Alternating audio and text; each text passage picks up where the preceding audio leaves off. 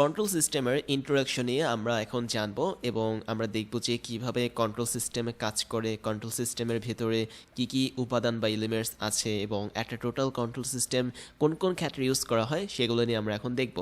তাহলে খেয়াল করে দেখো, আমাদের কন্ট্রোল সিস্টেমকে যদি আমি বলতে চাই তাহলে এটা হচ্ছে এমন একটা সিস্টেম যার মাধ্যমে আমরা কিছু একটা কাজ করি এবং কোনো একটা মেশিন বা যন্ত্রের মধ্যে সেই কাজটা যায় এবং ফাইনালি সেই কাজটা একটা আউটপুট হিসেবে ফিরে আসে। তাহলে কন্ট্রোল সিস্টেমে আমরা বলতে পারি যে তিনটা জিনিস থাকে। তাহলে ফার্স্টে যেটা থাকে সেটা হচ্ছে ইনপুট, তারপরে টোটালটা হচ্ছে একটা কন্ট্রোল সিস্টেমের ভেতরে থাকে এবং ফাইনালি যেটা থাকে সেটা হচ্ছে আউটপুট। তো এর মানে হচ্ছে কি, মানে হচ্ছে ধরা যাক তুমি তোমার বাসার বা রুমের যে এসিটা লাগানো আছে গরমকালের জন্য, ওই এসির বাতাসটাকে বা এয়ার কুলারের বাতাসটাকে কন্ট্রোল করতে চাও। তোমার ধরো অনেক গরম লাগছে, তুমি কি করলে রিমোটটাকে ইউজ করে এসির বাতাসটা জাস্ট কমিয়ে দিলে, তার মানে তাপমাত্রাটা তুমি কমিয়ে দিলে। ধরা যাক আগে ছিল 25 ডিগ্রি সেলসিয়াস, এবার তুমি সেটাকে কমিয়ে 20 ডিগ্রি সেলসিয়াস বানালে। এই যে তুমি রিমোটটার মধ্যে তোমার হাতের মাধ্যমে একটা কন্ট্রোল করলে, রিমোটটার মধ্যে তুমি ইনপুট হিসেবে 25 থেকে 20 ডিগ্রি সেলসিয়াস বানালে, এটাই হচ্ছে তোমার ইনপুটের এই পার্টটা। এবং ফাইনালি এই ইনপুটটা কোথায় যাবে? অবশ্যই রিমোটের মাধ্যমে গিয়ে আমাদের এয়ার কুলার বা এসির মধ্যে যাবে। তাহলে আমাদের এই এয়ার কুলার বা এসির মধ্যে যখন যাবে, এই টোটালটা কী করবে? একটা মেশিন হিসেবে কাজ করবে। তার মধ্যে বলতে পারি টোটাল এসিরই হচ্ছে কি একটা মেশিন বা একটা কন্ট্রোল সিস্টেম। ফাইনালি এই কন্ট্রোল সিস্টেমটা তোমাকে একটা আউটপুট দেবে, যে আউটপুটটা হচ্ছে কি হয়তো 20 ডিগ্রি সেলসিয়াস তাপমাত্রা। তাহলে তুমি এখানে বেসিক্যালি তোমার হাতের মাধ্যমে ইনপুটটা দিচ্ছ, সেটা একটা মেশিনে যাচ্ছে, ফাইনালি মেশিনটা তোমাকে একটা রিটার্ন করছে যেটা হচ্ছে 20 ডিগ্রি। তাহলে এই টোটাল প্রসেসটা হচ্ছে কি কন্ট্রোল সিস্টেম। তাহলে কন্ট্রোল সিস্টেমকে যদি আমি বলি, এই control system is a system which provides the desired response by controlling the input. তাহলে আমি একটা ডিজায়ার্ড রেসপন্স পাচ্ছি এখান থেকে। আমি যদি এই বিষয়টা লিখি, বিষয়টা হচ্ছে এরকম, ডিজায়ার্ড রেসপন্স। ডিজায়ার্ড রেসপন্স মানে হচ্ছে কি একটা ডিজায়ার্ড আউটপুট পাওয়া, যে আউটপুটটা আমি আশা করেছি সেটা পাওয়া, সেটাকে বলা হয় ডিজায়ার্ড। তাহলে তোমার আউটপুটটা কি আশা করেছিলে? 20 ডিগ্রি সেলসিয়াস টেম্পারেচার, তাই তোমাকে এখানে এই এত ডিগ্রি টেম্পারেচারই এসিটা প্রোভাইড করেছে। এখন সবসময় যে তোমার ইনপুটের কথা মতো আউটপুট যে চলবে এমন না, অর্থাৎ কখনো কখনো এসিতে কিছু যান্ত্রিক ত্রুটি থাকতে পারে, যার জন্য তুমি ইনপুট দিচ্ছ হচ্ছে 20 ডিগ্রি তাপমাত্রা, বাট এসিটা তোমাকে হয়তো 23 ডিগ্রি সেলসিয়াস তাপমাত্রা দেখালো। তখন তুমি কিন্তু এটাকে ডিজায়ার্ড রেসপন্স বা ডিজায়ার্ড আউটপুট বলতে পারবে না, এটাকে তখন আমরা জাস্ট একটা এরর বলতে পারবো। তার মানে আমরা চাচ্ছি 20 ডিগ্রি, বাট আমাদের এখানে আসছে 23 ডিগ্রি। তাহলে 3 ডিগ্রি সেলসিয়াস তাপমাত্রা এরর দেখাচ্ছে বা হচ্ছে ত্রুটি দেখাচ্ছে। তাহলে আমাদের কন্ট্রোল সিস্টেমে এরর থাকবে, ত্রুটি থাকবে। পৃথিবীতে এমন কোনো কন্ট্রোল সিস্টেম নেই যে তার মধ্যে ত্রুটি থাকবে না। যদিও আমরা দেখি যে মোটামুটি সব কন্ট্রোল সিস্টেম ঠিকঠাক মতো কাজ করে, তারপরও তাদের মধ্যে কিছু না কিছু পরিমাণ ত্রুটি থাকে যেটা আমাদের চোখে ধরা পড়ে না। তো এখন আমরা যেটা করব সেটা হচ্ছে আমাদের কন্ট্রোল সিস্টেমটা শেখার অবজেক্টিভটা কি, যে আমরা কেন এই কন্ট্রোল সিস্টেমটা শিখবো। কন্ট্রোল সিস্টেমটা বেসিক্যালি শিখবো যে কোনো একটা ডিভাইসকে সহজে কন্ট্রোল করার জন্য। যেহেতু তোমরা জানো যে আমরা যখন গাড়ি চালাই, বিভিন্ন ধরনের গাড়ি নিয়ে কাজ করি। খেয়াল করে দেখো, তোমরা এখানে পাশে একটা গাড়ি দেখতে পাচ্ছ। এই গাড়িটাকে আমরা কি করি আসলে? আমরা বেসিক্যালি চালকের আসনে বসি এবং আমরা গাড়ির মধ্যে স্টিয়ারিং ঘোরার মাধ্যমে কিছু ইনপুট অ্যাপ্লাই করি। তাহলে গাড়িতে যখন আমরা ইনপুট দেই, ইনপুটটা মানে হচ্ছে কি আমি কোন দিকে গাড়ি চালাতে চাই, আমরা কতটুকু স্পিডে গাড়ি চালাতে চাই, কখন ব্রেক কষে ধরবো, সেই জিনিসগুলো হচ্ছে আমাদের ইনপুট। তাহলে ইনপুটটা টোটালি হিউম্যানের কন্ট্রোলে থাকে। আমি যদি এখানে হিউম্যান লিখি, ইনপুটটা হচ্ছে আমাদের হিউম্যান বা মানুষের কন্ট্রোলে থাকে। এবং কিছু কিছু ইনপুট হয়তো মেশিনের কন্ট্রোলেও থাকে, বাট আমরা যেহেতু একদম সহজভাবে জানবো, তো আমরা ধরে নিলাম হচ্ছে মানুষই আমাদের ইনপুট হিসেবে কাজ করবে। অর্থাৎ মানুষ একটা কাজ করবে মেশিনের উপর, সেটাই ইনপুট।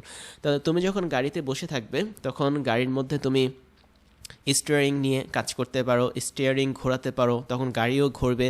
ব্রেক কষতে পারো, তখন গাড়িটা থেমে যাবে। এই সমস্ত কাজ হচ্ছে তোমার ইনপুট। এবং গাড়ির ভেতরে যে কম্পোনেন্টগুলো থাকে, এই টোটাল কম্পোনেন্টকে বলা হয় কন্ট্রোল সিস্টেম।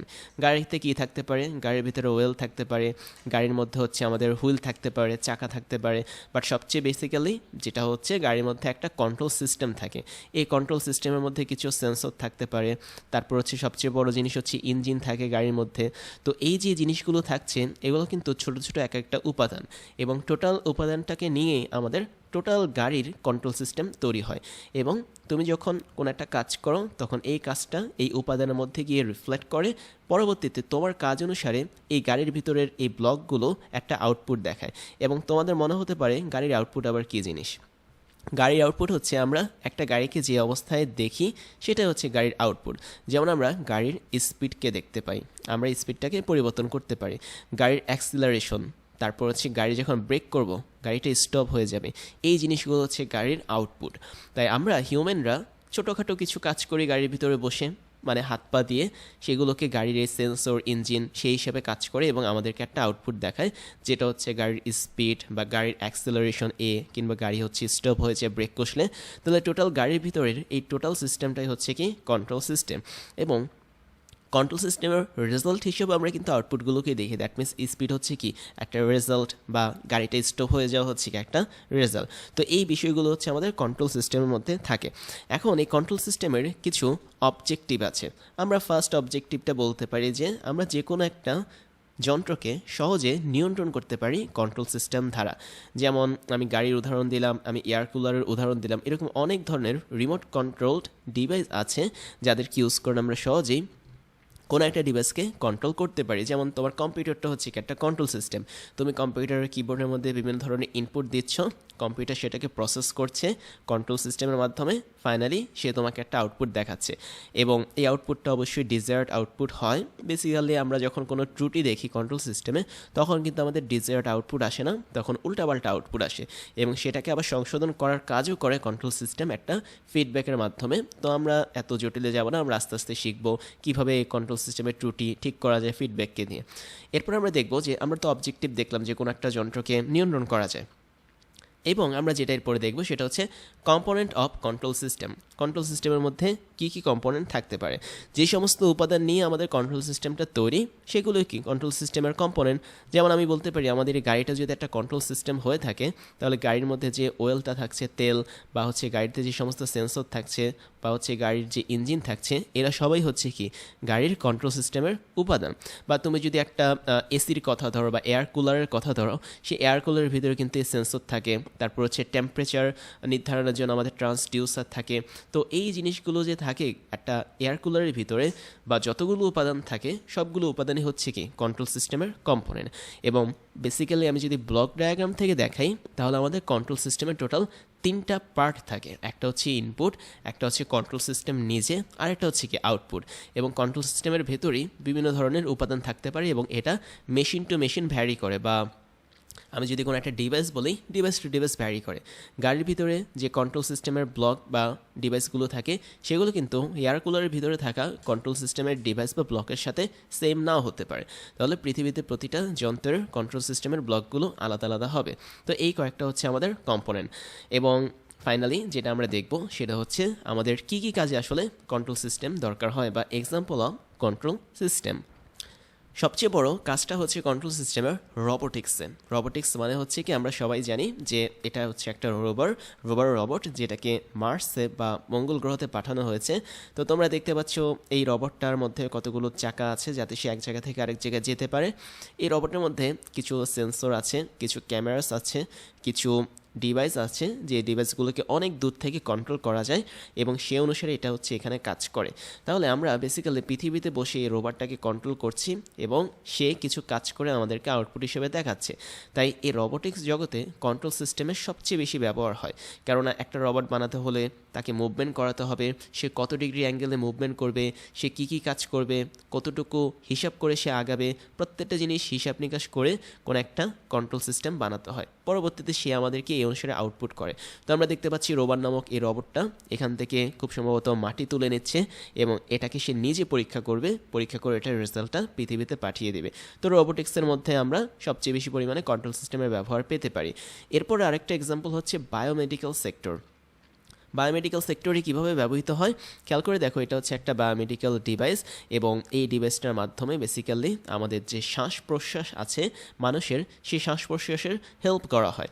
এবং এছাড়া বায়োমেডিক্যালের মধ্যে কন্ট্রোল সিস্টেমের বিভিন্ন রকম মেশিন আছে যে মেশিনগুলো আমাদেরকে চেক করে, আমাদেরকে ট্রিটমেন্ট করে। দ্যাট মিনস অটোমেটিক কিছু ডিভাইস আছে যেগুলো হচ্ছে ডক্টররা কাজে লাগায় যখন তারা সামনে থাকে না, তখন সেগুলো অটোমেটিক আমাদের শরীরে কাজগুলো করে। যেমন আমরা দেখেছিলাম যে অটোমেটিক স্যালাইন তৈরি করা হয়, মানুষের শরীরে দেওয়া হয়। যখনই হচ্ছে স্যালাইনের লেভেলটা কমে যাবে, ওই স্যালাইনটা অটোমেটিক মানুষের শরীরে ইনজেক্ট হতে থাকবে। তাহলে এই বিষয়গুলো হচ্ছে বায়োমেডিক্যালের কন্ট্রোল সিস্টেমের বিষয়। তারপর ন্যানো টেকনোলজির মাধ্যমে আমাদের বডিতে বিভিন্ন মেডিসিন দেওয়া হয় এবং আমাদের বডিতে বিভিন্ন মেডিসিনগুলো একটা নির্দিষ্ট জায়গায় গিয়ে কাজ করতে পারে এবং সেই অনুসারে একটা ফলাফল তৈরি করতে পারে। তাই আমাদের বায়োমেডিক্যাল সেক্টরের টোটালটাই বলা যায় কন্ট্রোল সিস্টেমের মাধ্যমে চালিত। এবং তোমরা হয়তো কিছু পিলসের কথা বা বায়োমার্কারের কথা শুনে থাকবে, যেগুলোকে মানুষের শরীরে ঢোকানো হয় এবং সেগুলো যখন আমাদের ইন্টেস্টাইন দিয়ে যায়, লার্জ ইন্টেস্টাইন বা স্মল ইন্টেস্টাইন, যেটাকে বাংলাতে ক্ষুদ্রান্ত বা বৃহদান্ত বলে, সেখানে যাওয়ার পথে তারা ছবি তুলতে তুলতে যায় এবং ওই সমস্ত ক্যাপসুলের ভিতরে ক্যামেরা থাকে, ক্যাপসুলের ভিতরে আলোর উৎস থাকে। তো ছবি তোলার মাধ্যমে ওই সমস্ত ইন্টেস্টাইন বা নাড়িভুঁড়ির ভিতরে কোন জায়গায় কী ঘটতেছে সেগুলোর ছবি খুব সহজে পাওয়া যায়। তো এই যে এই ন্যানো টেকনোলজির মাধ্যমে তৈরি করা বায়োমার্কারগুলো পিল হিসেবে আমরা নিচ্ছি, অবশ্যই এই ডিভাইসের ভিতরে কী আছে, একটা কন্ট্রোল সিস্টেম আছে যার মাধ্যমে সে আউটপুট পাঠাচ্ছে আমাদেরকে।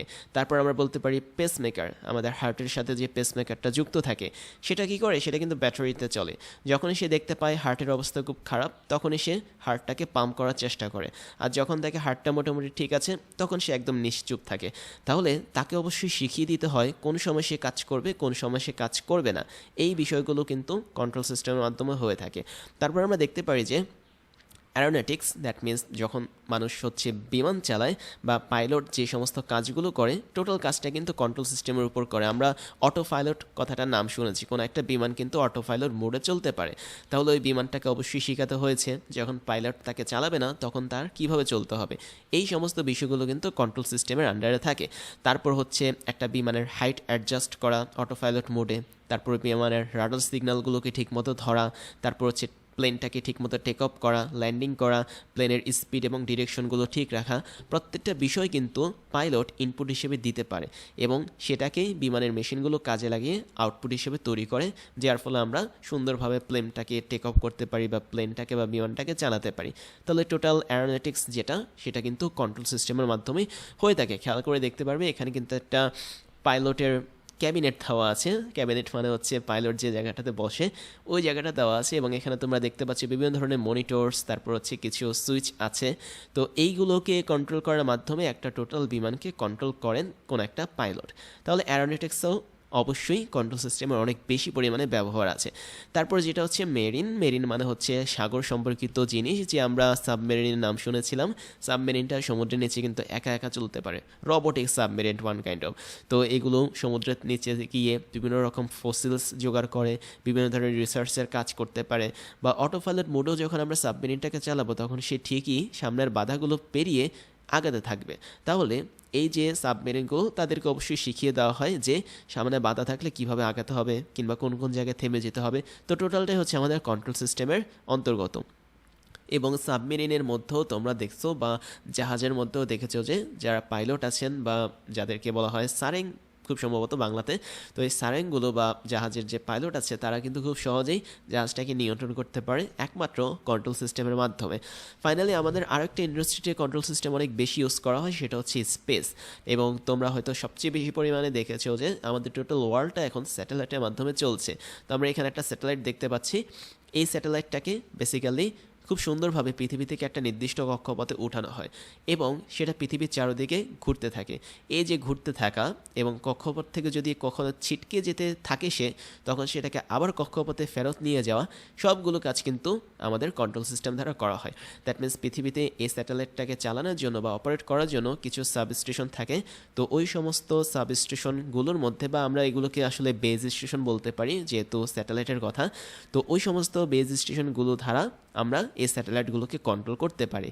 এবং একটা স্যাটেলাইট বেসিক্যালি নিজে নিজেও কন্ট্রোল হতে পারে। দ্যাট মিনস সে নিজে একটা রবটের মতো কাজ করে। যখন কোনো সিগন্যাল পৃথিবী থেকে তার মধ্যে দেওয়া হয়, ওই সিগন্যালটাকে সে অ্যানালাইসিস করে যার কাছে ওই সিগন্যালটা পাঠানোর কথা তার কাছে সে পাঠিয়ে দিতে পারে এবং প্রয়োজন অনুসারে সে তার ডানা খোলা রাখতে পারে। ডানা মানে হচ্ছে স্যাটেলাইটের কিছু পাখা আমরা দেখতে পাচ্ছি এখানে, যেগুলোতে সোলার প্যানেল থাকে এবং এই সোলার প্যানেলগুলো ইউজ করে বেসিক্যালি সূর্যের আলোকে কাজে লাগিয়ে স্যাটেলাইটের মধ্যে বিদ্যুৎ সরবরাহ করা হয়। তো এই যে টোটাল বিষয়গুলো নিজে নিজে কন্ট্রোল করছে, টোটাল বিষয়টা কিন্তু আসলে কন্ট্রোল সিস্টেমের অন্তর্গত। তার মানে স্যাটেলাইটের মধ্যে কন্ট্রোল সিস্টেম কাজ করে।